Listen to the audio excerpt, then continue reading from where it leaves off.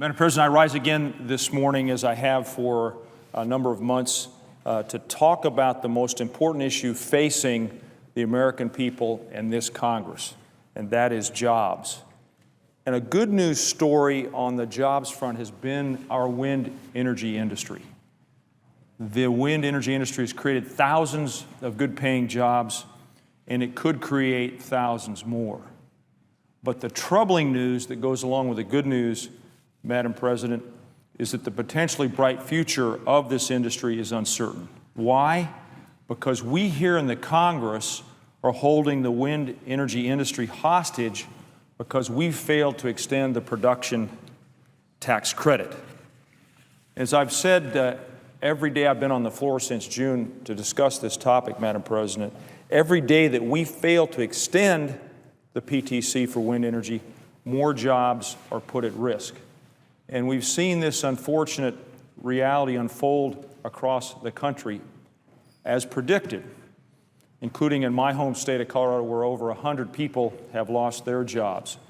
I don't have to tell my colleagues that when you lose jobs, those job losses negatively affect families and the communities where they live.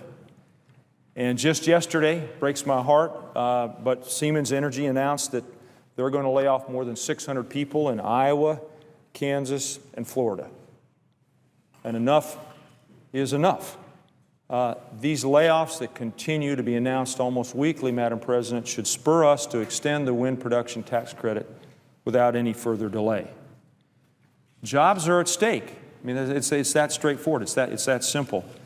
And with many Americans already losing their jobs, more jobs are at risk, thousands literally, if we don't act.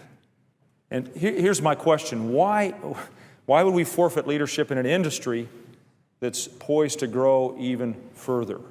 There's no reason we should cede leadership of this important industry to China or anywhere else by letting the production tax credit expire. If we commit to extending the PTC, we then will lead the world in wind power.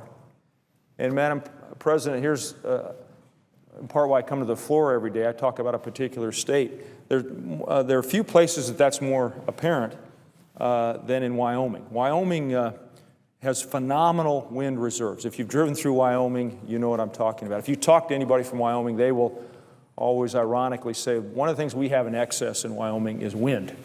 If you talk to the National Renewable Energy Lab, based in Colorado, they estimate that Wyoming has enough wind power potential to meet 116 times the state's energy needs.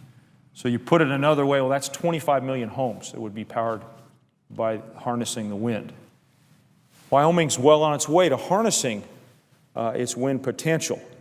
Well, why? Because although it ranks 11th, which is not a shabby number, frankly, in the nation for installed wind power, there are plans to nearly quadruple the amount of wind power in the state of Wyoming.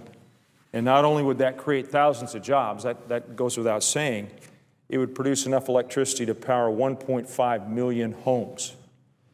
And the construction of those projects will create hundreds of nicely paying renewable energy jobs right in the state of Wyoming. That's no wonder then that the massive wind potential in Wyoming has also attracted investment from manufacturers. And to make that point, I want to share a development with you. Last year, a plan to build the first wind energy manufacturing facility in Wyoming was announced, and it was a joint venture between the Spanish wind manufacturer Gestamp and an Ohio-based company called Worthington Industries, and they formed a conglomerate called Gestamp Worthington Wind Steel.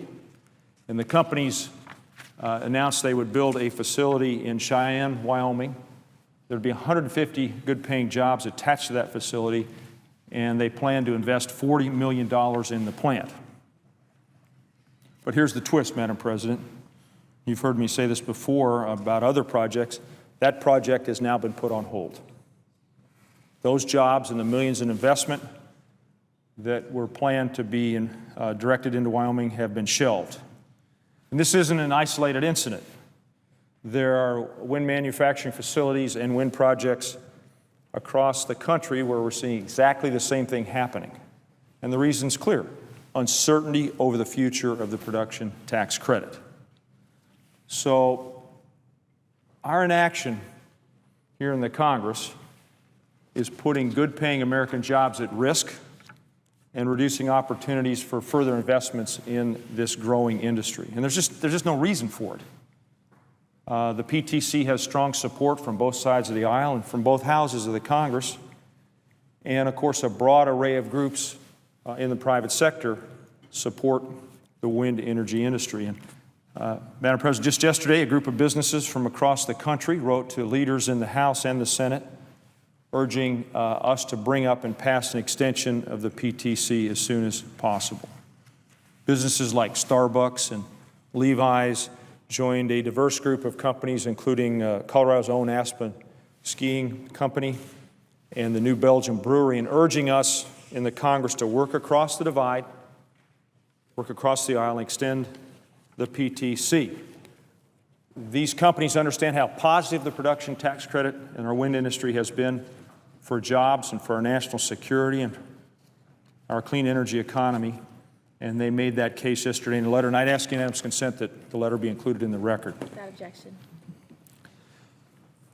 So, Madam President, as I conclude, I want to also remind all of us that in August, before we adjourn for our month of a state work period, our Senate Finance Committee passed legislation that would include an extension of the production tax credit. I was really encouraged to see that the committee bridged the partisan divide here to advance what is really truly a common sense policy that will help our American economy and our middle class.